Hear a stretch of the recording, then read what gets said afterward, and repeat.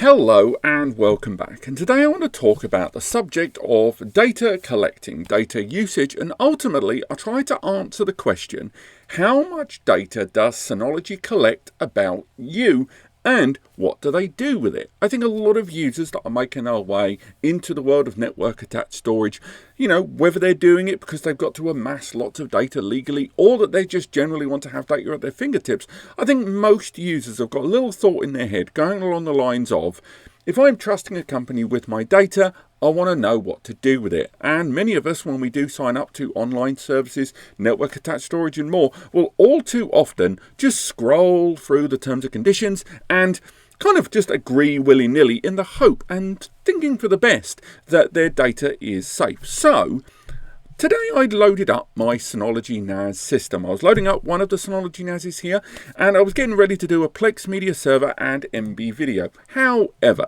when I booted it up, I noticed in the notification panel 4 hours ago there were updates to certain areas of Synology's data collection statements and a lot of key areas of their legal text. So when I dug into it, I started thinking, do you know what? I've never made a video like this. A lot of the time when I'm setting up these NAS devices for a number of different users out there, I'm sort of scrolling through and either setting them up for you guys on a video, or I'm kind of working with people remotely, helping them up to set their device.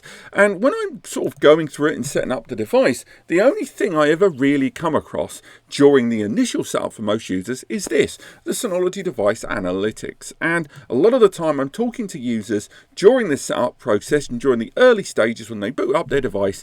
And if they were using DSM 6.2, they see a window like this. If they're using DSM 7, they see a notice like this. And ultimately, it is an invitation from Synology to say, look, we've set up the device.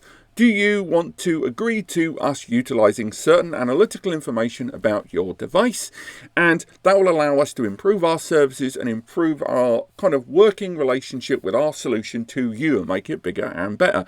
And I'll be straight with you, most users immediately click no. They do. They immediately click no because as far as they're concerned, they don't want anyone to have access to their data. And the truth is just a fraction more nuanced. Now, if you are someone that has clicked yes to this, it's okay. You can go in if you like, go into the control panel, go into the info center on the right tab there, and you will find the option there for device analytics. And if you did enable it and you wanted to disable it, you can find that option there.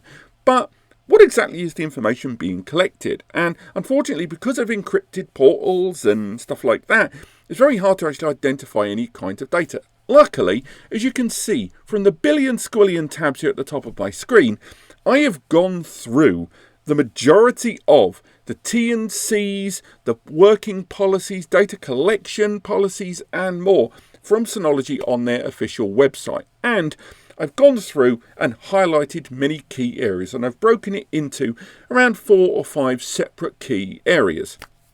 Now, before we go any further, a few disclaimers straight off the bat. One, I'm not a lawyer, okay? I am not a lawyer. I am a functioning YouTube idiot who can read, and therefore, what I'm talking about today is my interpretation of reading these T&Cs, and that's very, very important. This is not legally binding. There is no malicious, intent. All this is going through the T&C in many of the key areas with regards to data collection, data storage, data utilization, and data deletion. Next up, this video is being made, if I look at the date now, it's the 16th of August, 11 AM here in the UK. Terms and conditions change all the time. And much like we saw there on screen with the update of certain key areas of their working policies and relationship policies with their end users, what I'm talking about may be out of date tomorrow. So don't use this as any kind of legal or kind of representative benchmark of their terms and conditions in a fluid kind of policy environment with terms and conditions there. So do bear that in mind. But that's really it. There is no malicious or, ill intent here. It's just going through their policies and ultimately by the end of this, judging what we think of these policies and if we think they're good, bad, or just what we expect of the internet these days. So let's crack on with section 1.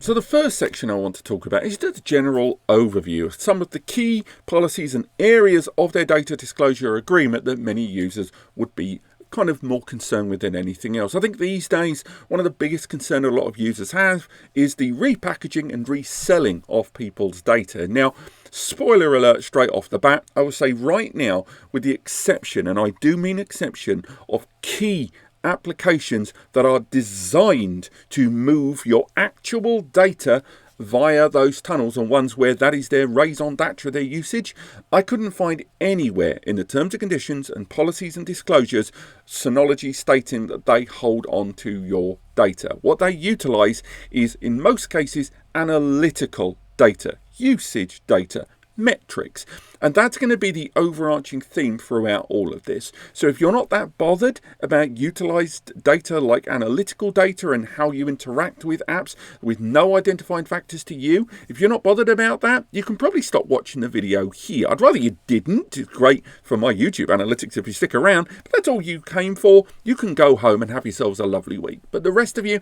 let's go through some of the general overview policies that you may be concerned with. Now, here in the data collection disclosure, they go into a little bit of information about how their data is stored. Now, this is with relation to apps that require online activation. You know, there are some Synology apps, again, they highlight Active Backup for Business, that requires you to sign in with a Synology created account in order to utilize these services.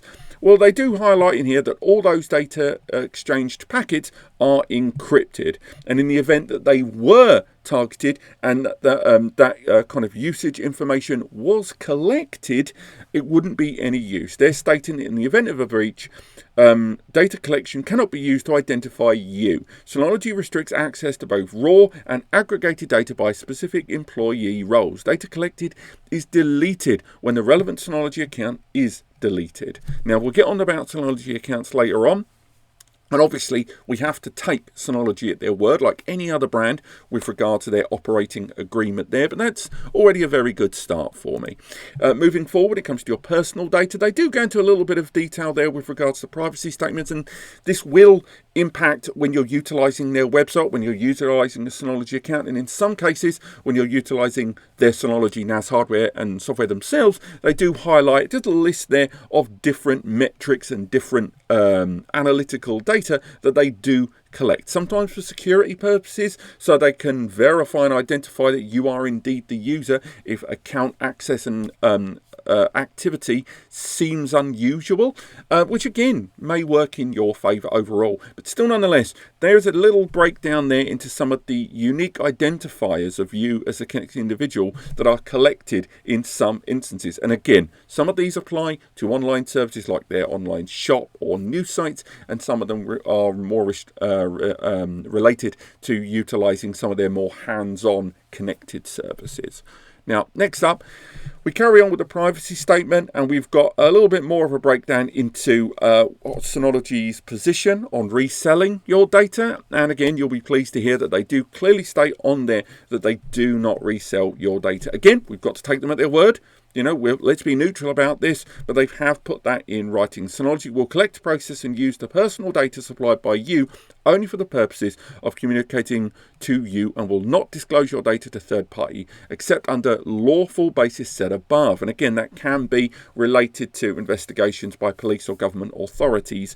But again, some of that data is going to be encrypted anyway, and unfortunately, there isn't a huge amount of expandable resources or reference I can make to. For example, if a government body got into contact with Synology and said, we want access to cloud data, I have nothing really that I can point at to put a yay or nay on that here.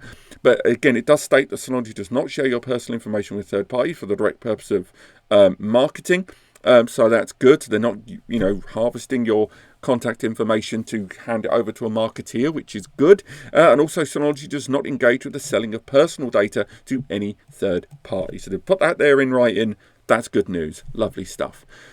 Now, finally, in this section of the video, the rights to your personal data. Now, I might make a follow-up to this video just to see what happens with this one. We'll see the reaction to this video, maybe if you guys have highlighted stuff that I haven't. But they do go into a little bit of detail here about your rights towards your personal data. And ultimately, data requests. And they're stating that the rights of access so that you can request a copy of specific pieces of personal data that we've collected at the time, the right to request information that categories of your personal data we've collected and categories of sources for whom we have collected such data, and the right to be informed about the business or commercial purpose of our collection of your personal data. So if I do make a follow-up to this video, I might see just how far that can go by requesting the information that Synology has on me and sharing what I can here on a follow-up video, possibly. If there is another video, look to the right-hand side of the screen. No doubt YouTube would have recommended it to you, or maybe underneath. But that's really it for the general overview of the repackaging and reselling of data. And overall, I'm really happy with what I'm reading there. And again, we've got to, if we, play devil's advocate, this is still just words on a document. We're still, got to trust them at their word. But still, nonetheless, these are good terms as far as I'm concerned with regards to your personal information, be it identifier or not, and how they hold on to it and that they don't engage with those third parties. Next up, we're going to take a very brief sideline here into the policies on their online shop and product website. Now, I know a lot of you aren't really going to care, and you can go to the chapters and skip ahead if you choose, but I think a lot of users that utilize these websites as resources, particularly myself and Eddie quite a lot, this is quite an intriguing area of a lot of their policies. And I think with websites these days, if you're in Europe, you'll know a lot more about the whole enforcement of GDPR, and I think extensions of that to a greater or lesser degree have been pushed quite a lot for, very good reasons. It has resulted in a lot of websites having to volunteer either on your initial contact with the page or on their direct terms and conditions just how much of your data is being collected, either for the site's own purposes or for the sake of advertising. Again, we'll even talk about NAScompares a little bit later on. But when we go to their own website, the cookie policies are fairly standard. I'll be honest. I mean, again, they're not light by any regard, but for a website that is, it has an e-retail element to its business model, the retention and collection of those cookies is all fairly standard stuff. Again, I could go into some real niche level stuff there, and if you do want to find out what Synology's own website has collected from you and you've agreed to those, just head up to the padlock on any page, go to site settings, and you can find out just exactly what is enabled, what's disabled, and the number of cookies that are collected. And that is a very low number. It's a very low number indeed, at least for their TNC, which is still part of their official pages there. And if we move forward beyond that, we can look at their individual sales. And with regards to data collections on their Synology sales site, and again, different global regions are of course available, it's all fairly standard stuff. You go through there and, the retaining of information with regards to invoicing, purchases, and obviously confirming payments and stuff like that is all very, very standard stuff. And there's not really anything there that I would even consider slightly suspicious. I know that's not why most users come to this video, but I think if we're going to do a full overview, and don't worry, we're going to look at all the other NAS brands we talk about as well, I do think this is a fairly standard form with nothing really egregious at all. And when it comes to Synology's usage policies, they're all standard. Whether it is that you're looking at the warranty agreement and the product warranty agreements, they're all very standard stuff there. And I couldn't find anything within inside here that I considered in any way manipulative. I didn't find anything there that I considered outrageous in the general landscape of e-retailers. And overall, quite pleased with it. Next up, your Synology online account. For those of you that utilize your Synology NAS with remote connectivity, if you're not using things like Tailscout and you're not using TeamViewer or any number of VPN connected services, there's a very good chance, particularly for user-friendly kind of low skill level access, that most users will take advantage of Synology's own quick connect services. And in order to do that, you need to create a Synology account. And once again, I didn't really find anything egregious. I went through, I sort of looked at the quick connect policies there, and again, with regards to at least maintaining some information with regards to access data but not actual data itself, so it could be used for technical support down the line, there wasn't really anything too bad. They do highlight in there that Synology employees do not have access to their overarching database, and when access is granted, for technical purposes, it has to be done on a case-by-case basis. That's all fairly good to me. And again, it is based on signing up to these services, so it's kind of wired into that T&C there. But ultimately, data apparently, when it is collected, is deleted when the specific Synology account is in turn deleted as well. But there wasn't really too much information there about the retaining of data after that, so we're going to have to take it as read, at least literally based on read, that that is an immediate deletion. But again, maybe that's not 100% confirmed. Maybe someone else can spot something in there. Moving forward from that, when it came to utilising Synology's access and Synology account services verification of who you are and for security checks, they do take advantage of Google Capture, but they also utilise and integrate Google Analytics. And of course, to utilize Google Analytics in a lot of services, you do need to enable certain cookies. Now, again, I mentioned it earlier on, NAScompares. Now, NAScompares, our own website, because we are kind of forced to use affiliate marketing in order to support a lot of the work we do. There's only 2 of us here. Because we have to utilize things like Google AdSense, and we take advantage of, say, Amazon affiliated marketing for some of the products that we list on our site, the result is, and it has been raised with us before, that we do have quite a lot of cookies on the site. Once again, if you do want to delete cookies on a site, head up to the little padlock, go down to site settings, and then from site settings, that tab will open and allow you to delete a lot of those cookies. And indeed, when you do land on our own website, and again, this is just for the sake of balance, you can go, and when you do visit the site for the first time incognito, you can either consent and agree to all of them, which for some users is just not right, or go to accept all. And there's a lot of options there to go through. And of course, because our site is dependent on a lot of that Google ad space, we understand that some of these are necessary, and we are kind of, well, hands are full sometimes, and you'll see this on a lot of websites, to integrate a lot of these, to have a lot of those assisted targeted services there. So I'm kind of glad that Synology doesn't have them, but at the same time, I didn't really expect them to be there because they are the chief distributor of the products there. Overall, what I'm saying is, with regard to your Synology account and online services, there is absolutely nothing egregious I'm seeing here. And let's not forget, if we go cycle back right to the beginning there, remember that the collection of analytics generally on the system is optional. It's not automated, and I think that's very, very important, because I think sometimes we see a lot of these devices and just assume that analytical data is being sent out, and it just simply isn't the case here. Whether you're utilizing the Synology account services via their Quick Connect or the Synology's DDNS service there, or that you're utilizing the device with other applications. But let's carry on.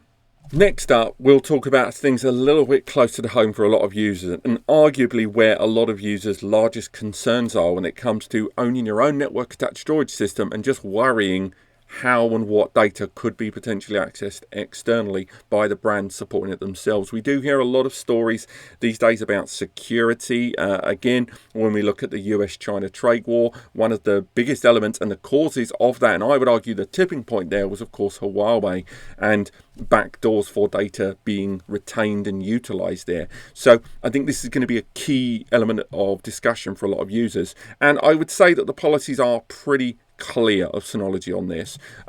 Now, when it comes to the package center itself, they do mention that when it comes to downloading individual packages, the references and unique IDs for those downloaded transactions are maintained in order for them to, get analytical and usage and growth data on what's popular and, what's hot, what's not. On top of that, when it comes to licenses, needless to say, licenses when purchased from Synology Store, or licenses that are integrated into the system when you purchase it, are logged with MAC addresses, IPs, that sort of stuff to register it to your Synology account. It's just generally for identifiers for a license and a system and a user together for verification. Nothing too egregious there, I would say. When it comes to package activation, again, we mentioned that earlier on with active backup services there. In some cases, they're saying that they do retain a little bit more information about the connected user in order for verification and to commit to the license for some of those individual services. Again, when you go down to how the data is stored, though, that was the one that we mentioned earlier on about the event of a breach. There's no identifiers to individual users, and the relevant Synology account, if deleted, will also delete the data as well. Now, moving forward, if we look at arguably more data agreed services such as C2, when you are literally sending actual data to a Synology managed cloud server, they do highlight that with regards to payment data, obviously there's going to have to be stuff kept in an encrypted fashion. But when it comes to the data itself, scrolling down, they do talk a little bit about analytical data being collected there, but also the grace period with regards to during the end of a subscription, how long they retain data. Now, the grace period there, if we open it up in a new tab, we can have a little look about just how long that grace period is. As C2 is actually multiple services these days, not just the cloud platform, obviously their terms and conditions has had to be just a little bit more diverse with regards to each of those services, whether they are based around authentication or just wholesale data storage. Now, they do highlight that during the termination of a C2 agreement with them, your data will be deleted, and that data will just be completely deleted. There's no grace period there. They say that again, until the subscription period concludes. So if you terminate the agreement, you've still got 15 days left on the subscription. It will be retained for that period, but then deletion afterwards. Now, when we go into the individual services, we can see that they do highlight that if you are, you don't make a payment after 30 days. So if you miss a payment there, they will retain that data by the looks of things by 30 days. But then after 30 days, it's at Synology's discretion whether to delete it. Now, that's not the clearest for me. And again, maybe I'm misreading this. If I am, I apologize there. But the way I'm seeing it there is Synology if you miss a payment, they're not just going to immediately delete your data there, but they do hold it up for 30 days. And after 30 days, it's at their discretion, which I'm assuming either it's a semi-automated or automated process where it all gets deleted. Again, that's my interpretation of it. Maybe you read it differently to me, but that's not too bad as far as I'm concerned. I'm glad if it wasn't just, I missed my direct debit and all the data's gone. And 30 days seems like a reasonable amount of time to retain that data. I just wish Synology's sole discretion, I wish that was a little bit more black and white afterwards. Now, moving forward and away from the C2 services, we can look a little bit there about the application service. Now, Synology's application service is kind of a bridging between a bunch of other mechanic things there. You can see Synology Chat, Mail Plus, and that is when data is being exchanged between things. And again, a lot of those can be applicable to those third-party services as well, as you can see there. But again, this is where we enter kind of a murky area, not for Synology, but so they can integrate with existing third-party OSs and third-party clients. Unfortunately, you get to a point, and this will affect every brand, be it storage or otherwise, where your TNC and your policies and agreement hit a wall with the third party, and then you either have to reach some sort of layered agreement, or you kind of have to acquiesce and go, we can do this up to a point, but then we have to work within this new ecosystem. And you're going to see a little bit more of that now.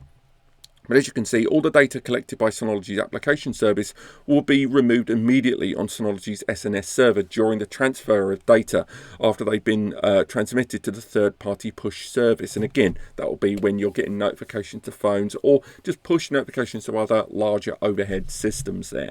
Moving forward from that, we look at the mobile applications, and this is where we see our first big kind of clash, if you will, between Synology's services and Synology's policies and TNC and those third-party ones. So as you can see, for example, mainland China, we talked about on the channel before, have very different rules nationally with regards to how data is kept and accessible, and indeed encryption. And of course, they've had to amend this TNC accordingly because of that. But it extends beyond that. So when they're looking about aggregated application statistics for those mobile platforms and those development tools for mobile, they've obviously had to be just a fraction more flexible about some of that analytical data that's being utilized. Not real world data, but analytical data. And again, that is my interpretation of this. But as you can see, Synology retains statistical reports and crash reports for up to 14 months in order to generate useful information. Synology restricts access to both the statistical reports and crash reports by specific employee roles. So again, it's very restricted access to it. And the analytical data, once it moves into the third party, unfortunately, again, with your OS, if you're watching this on a Windows machine, you better believe that even if you're using Chrome, Microsoft is collecting some kind of analytical device data, and that is comparable, in my opinion.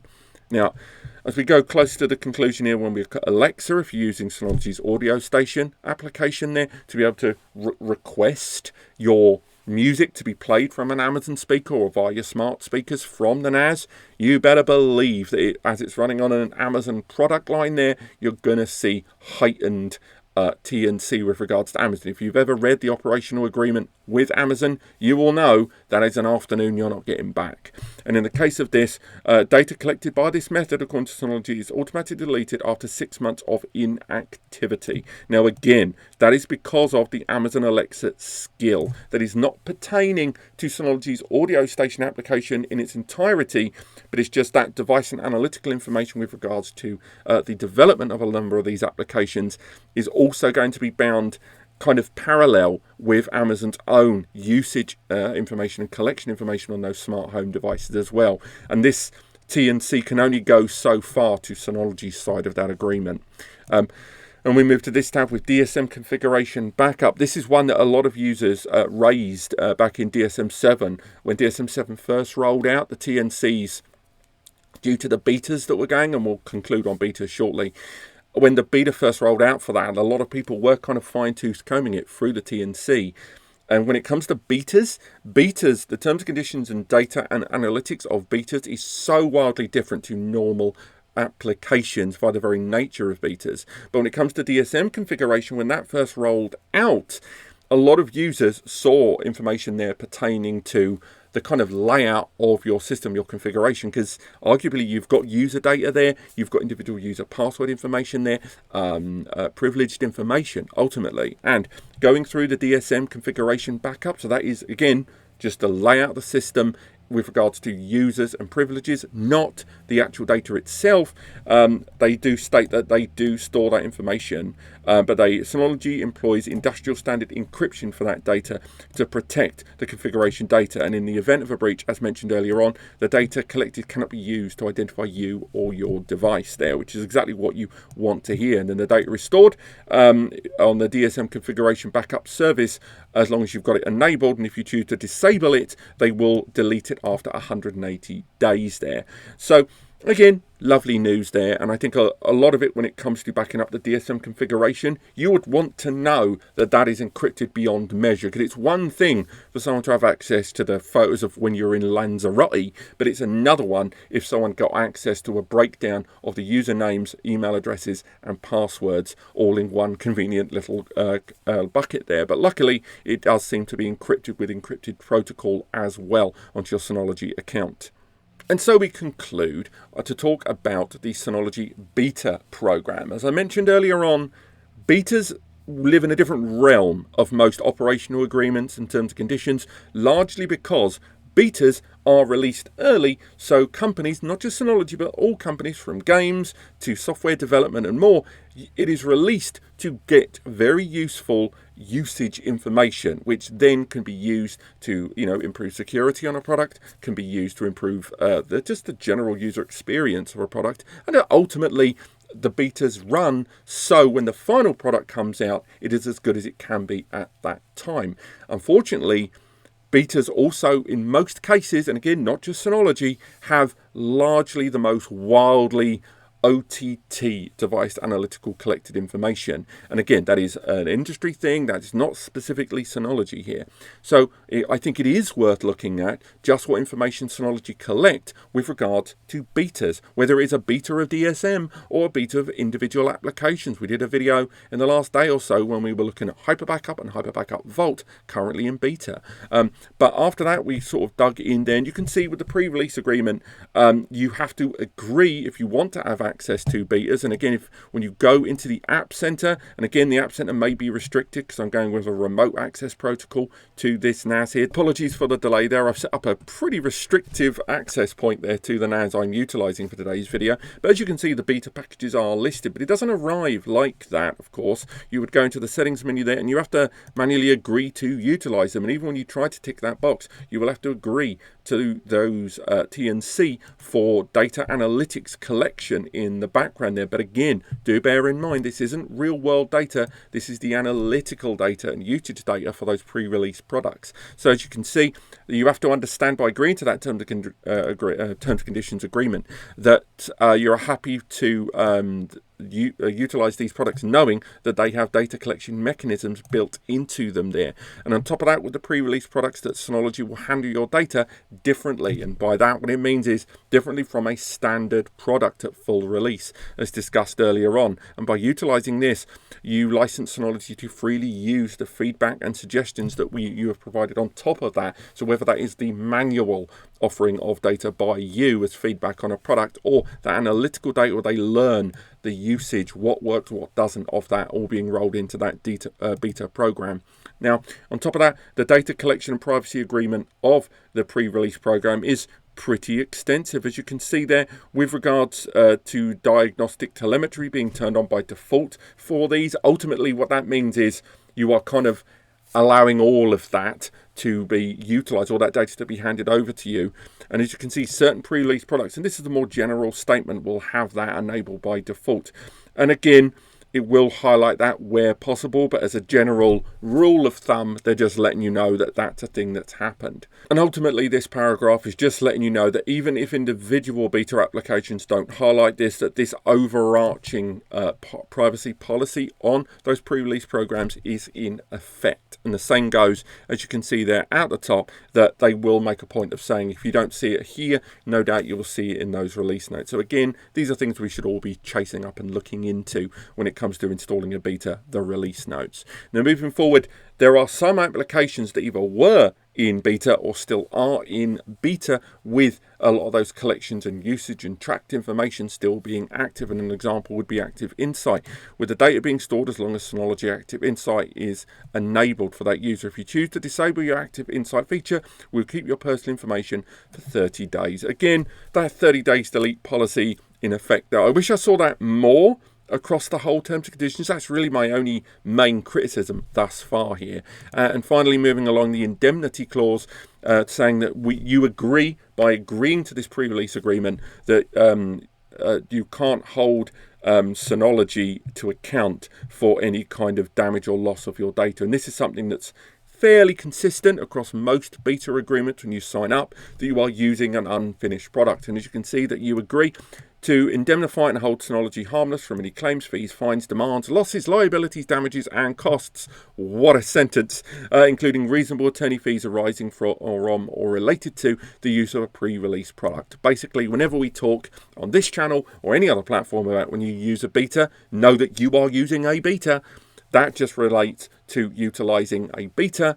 But if you lose data, this is nothing to do with transition of data to them. You are ultimately accountable. I know this doesn't particularly pertain to the usage of data collected, because none of that is identifiable to you. So it's not really part of this video, but I do think that is a useful addition and something to end on these videos, on a video like this.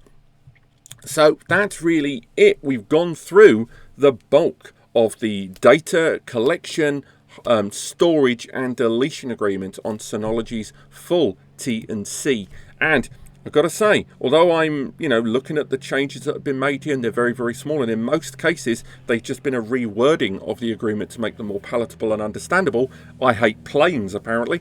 I don't really see too much wrong here, if I'm honest with you. I wish a 30-day deletion policy was a little bit more solid in some cases, but for the most part, as far as data collection and usage and deletion policies go, these are all fairly good for me. Now, I know this has been a long, dull video, everyone. It's impossible not to make a video on this subject and it not be dull. But if you have enjoyed this or found it useful, please let me know in the comments, because I am thinking about doing this with every single NAS brand. And genuinely, my only catalyst for making this video today was seeing those event logs on my notifications there. So maybe you'll see slightly different on yours. Maybe you've seen something that I haven't. Let me know in the comments. But otherwise, thank you so much for watching. Again, if we do see more on this, or people do have further questions, we'll make a follow-up video, and of course contact Synology for a copy of our data just to see if they will provide it or what it is actually delivered as. But apart from that, thank you so much for watching. I hope you've enjoyed this video. If you have, let me know in the comments. Of course, NAScompares there. If you do need further support, go to the free advice section there. The free advice section, which we do use to give genuinely free advice to users. That we do highlight a bunch of forums that you can utilize there, or you can use the Ko-Fi to get more hands-on stuff there. But it is a free advice service that you can take advantage of. And of course, we now have both the Patreon and the Ko-Fi, as well as the members club there, so you can get access to some of our videos and articles early, as well as being part of the monthly Zoom as well. But thank you so much for watching. I hope you've enjoyed this, and I will see you next time.